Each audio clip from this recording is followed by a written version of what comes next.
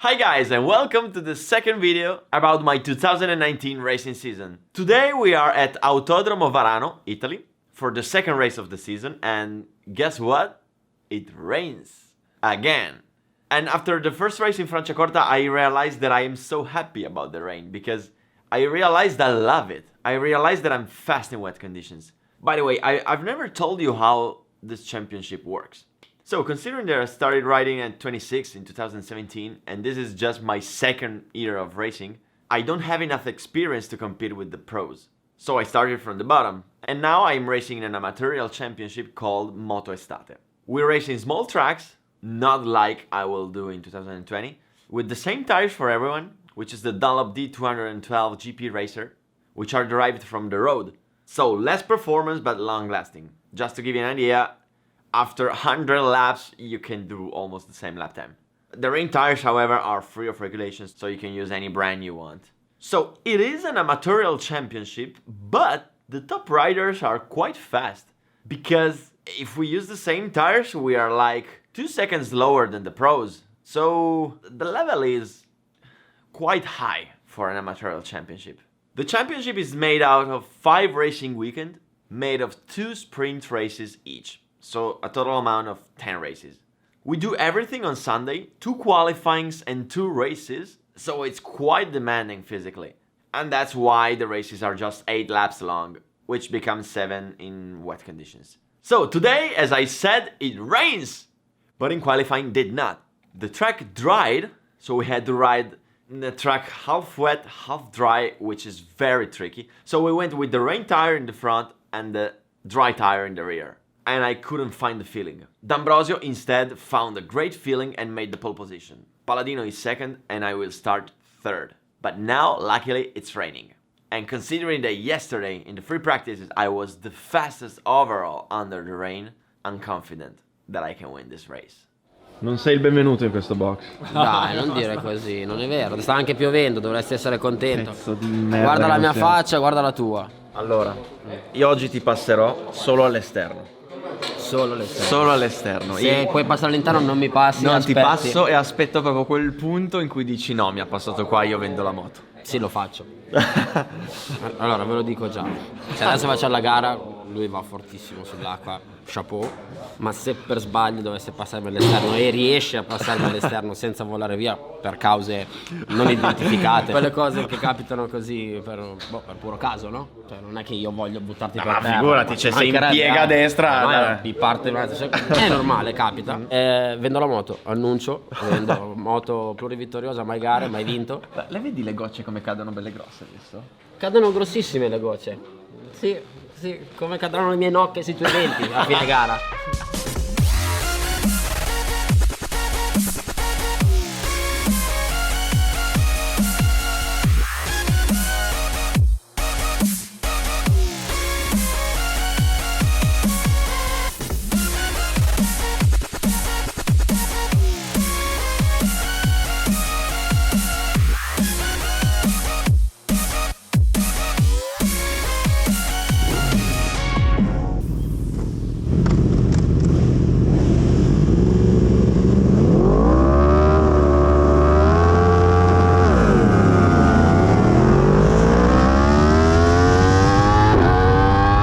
I had a good start. Now I am behind D'Ambrosio and I will have to pass him as soon as I can.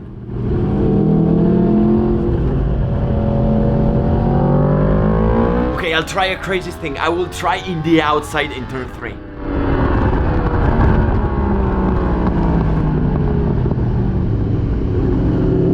Okay, that was too much. I was a little bit too out of line.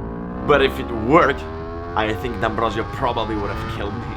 Anyway, how fast is Michael's bike on the straights? I mean, I crossed the exit, and I should have exited faster, but I lost him. I don't understand.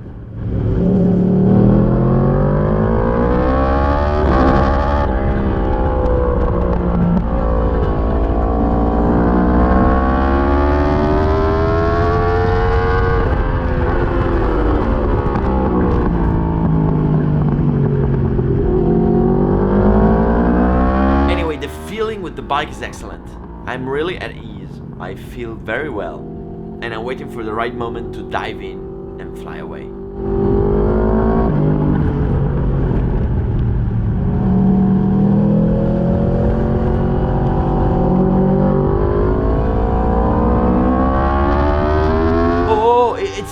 bike spike that is faster, it's mine that's stuck. I have the electronics cutting too much and I can't go in the straight. I think the traction control is too high. I will try to lower it by 1 point.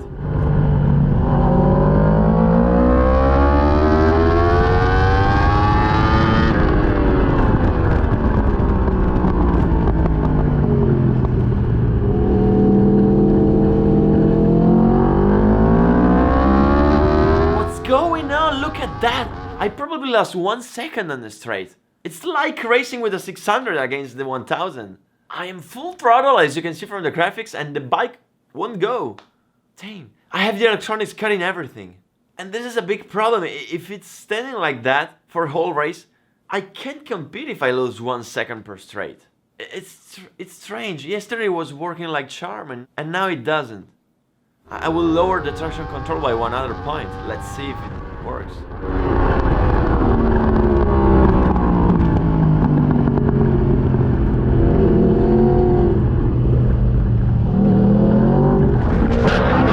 No shit!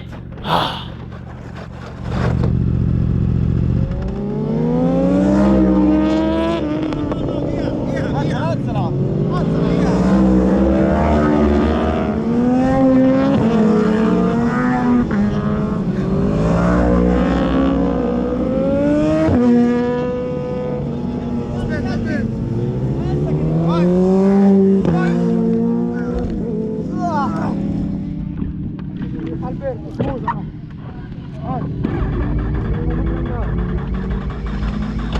ma... Dai, scendi,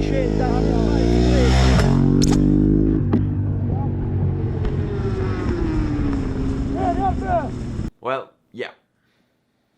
It happened. Unfortunately, in the fall, I broke the peg and the gears level and the shifter, and I broke the handlebar, so I can't restart.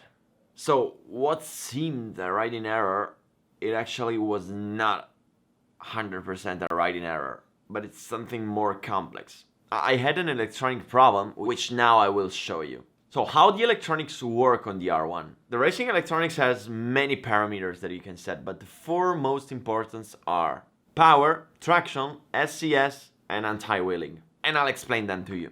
The anti-wheeling is nothing else the anti-wheeling control. So when you accelerate, as soon as the bike starts to wheelie, the electronics cut the power to let the front go down. And over time, I started to hate it, because in the first races we kept it too high, and the bike was too nervous when it was wheeling, because it used to cut too hard. And that wheeling and cutting made the bike too nervous and led me to some very dangerous loss of control in the front. So after that, we decided to put it at its minimum value, which is 1. The SCS is the slide control. It means that when you accelerate and exit a corner and the bike starts to drift a little bit, it controls the drifting. We don't really like it in racing, so we switch it off. The traction control is the control that controls the traction of the rear tire. So when you accelerate too hard and the rear tire starts to spin more than the front tire, it cuts the power in order not to lose the rear and to do a high side. And finally we have the power, which is the control that manages the delivery. So it manages how much power the bike gives you in function of how much you accelerate. So for example, maybe you ask 100% and the bike gives you 90%, because in that condition, with that leaning, with those RPMs, the map inside the power thinks that the 90% is the best result.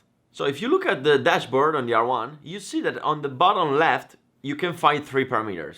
PWR is the power, TCS is the traction, SCS is the SCS, the slide control. You don't see the anti-wheeling because we adjust it from the menu when the bike is switched off. So it's not something that you change during the race. Now, the buttons on the left handlebars are used to change these values during the race. So what does each number close to each value indicates? Each number corresponds to a map, and a map is just a setting, okay? For the traction, the higher the value, the more invasive the traction control is. Traction at 9, it means heavy rain. Traction at 1, it means heavy drifting and dry. About the power, you can put any map you want in any number you want. So it doesn't mean that 4 is the most powerful and 1 is the less powerful. You can even change the order you can mix them, it doesn't matter. You always need to ask to the telemetries which map is loaded inside each power value. For us, conventionally, with the power 4 you have less power, with power 1 you have more power. But again, it's just a convention that we established.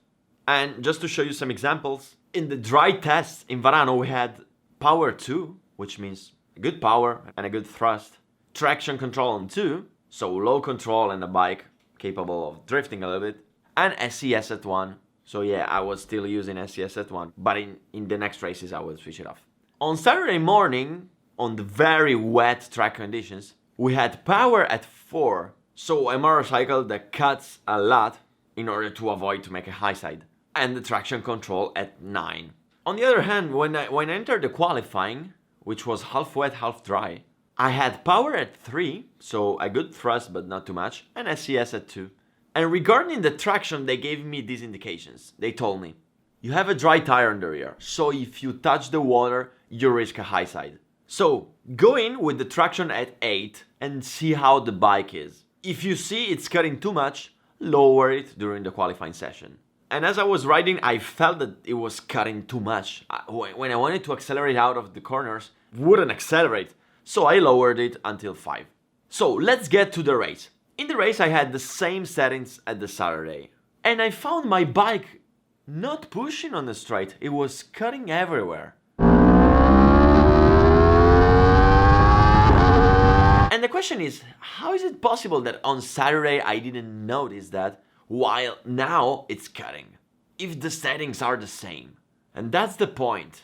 So let's look at the telemetry. For simplicity, I got rid of all the other data like suspensions, braking, etc. And what I left is just the green chart, which indicates how much I am accelerating, the red chart, which indicates how much power the bike is actually delivering, and you can see that I accelerate 100%, but I don't get 100% power. And below you have the speed of the wheels. In violet you have the rear wheel, and in pink you have the front wheel. Now let's go to see the corner where D'Ambrosio was going much faster than me on the straight. Look at here, I am leaning and I am asking the 50% of throttle. Considering that it's wet and the bike is leaning, the bike is actually delivering the 28%, so it's cutting. Then I put the bike straight, I ask 100%, and look at that. On wet, in second gear, the power delivered is not the maximum, so it cuts to 60%, and the more speed I get, the more power is delivered. And I get to the end where I ask 93% and I get 87%. And if we look at the wheel speed chart, you can understand that I am wheeling. Why? Because if you look at the rear tire, the speed is raising, because I am accelerating. But if you look at the front tire, at some point the speed starts to decrease. This means that the bike is wheeling, because what happens when you wheelie? When you wheelie, front lifts, so the front tire stops touching the ground and starts to decrease its speed. So that's how you understand that the bike is wheeling. And if you see in the rest of the lap, the bike pushes. Every time I accelerate, some good power is delivered. Now, let's look at what happened in the race. We take the same corner, which is the one where D'Ambrosio was too faster in the straight, and look at that. I ask 100% and the power delivered is 33%. And then for the whole straight, I keep asking 100% and the bike keeps delivering 48%, 45%, 50%, 55%. In the end of the straight, where before I was getting 90%, now I'm getting 60%. It's not pushing and the bike is not even wheeling, as you can see. And that happens in every other corner. I ask a lot and I get no power. I ask a lot and I get no power. Apart from some random parts of the track where I ask 100% and I get a good power. But totally random. And you know what's really bad? The speed. 171 in the end of the straight in race. 189 in free practice. 20 kilometers per hour. It's like 600 versus 1000. And you may say, okay, it was cutting more because in the race it was more wet. No! In the race it was drier than the free practices. So, in this situation, I looked for a solution. Because you see, losing 20 kilometers per hour on the straight, It means losing 2 seconds per lap just because the electronics cut. Which means throwing the race away. I am here to win, not just to stand and watch. And I have to find a solution to win. So, since in the morning they told me go in with the maximum traction and then if you see the bike is not pushing, lower the traction. In the race I said the bike is not coming out of the corners. That's what I thought. So let's lower the traction. So I lowered it from 9 to 7. But 7 is the setting for dry. So after just 2 corners, high side.